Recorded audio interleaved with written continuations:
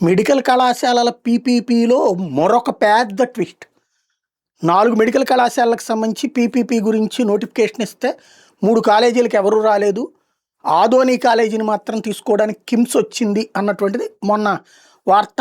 చంద్రబాబు గారు కూడా కిమ్స్కి వెంటనే ఫార్మాలిటీస్ పూర్తి చేసి ఇచ్చేయమన్నారు. వాళ్ళకి దాదాపుగా ఆ ఫార్మాలిటీస్ కూడా పూర్తి చేసేసారన్నటువంటి తరహాలో వార్తలు వచ్చినాయి. సీన్ కట్ చేస్తే కిమ్స్ ఇప్పుడు అధికారికంగా ఒక ప్రకటన చేసింది. అసలు మేము ఆ కార్యక్రమంలో పాల్గొనలేదు.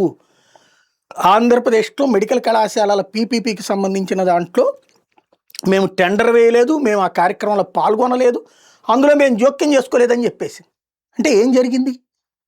కిమ్స్ పేరుతో ఎవరన్నా వేశారా? అంటే ఇప్పుడు ఇదివరకు వైశ్య ఇది ఐఎన్జి భారత్ అంటే ఒక పేరుతో ఉండాల్సిన దానికి ఇంకొక పేరు యాడ్ చేసి పెట్టడం, అట్లాగేమన్నా ఎవడన్నా ట్రై చేశాడా? దానికి ఏమన్నా అధికారులు సహకరించారా? ఏం జరిగింది? అసలు మెడికల్ పీపీపీ మిగతా కాలేజీలకి ఎవరు రాలేదు, దీనికి ఒక్కదానికి వచ్చారంటే అది కూడా రానట్టే. ఇప్పుడు 4 కాలేజీలకి ఎవరు రానట్టు, లేదా ఈ వచ్చిన వాళ్ళది కిమ్స్ అని ప్రజల్ని మోసం చేసినట్టు. కిమ్స్ కాదని చెప్పారు. ఇప్పుడు కిమ్స్ పేరుతో ఎవరు వేశారు, ఎందుకు వేశారు, వాళ్ళు ఎవరు అసలు? ఇది తేలాలి.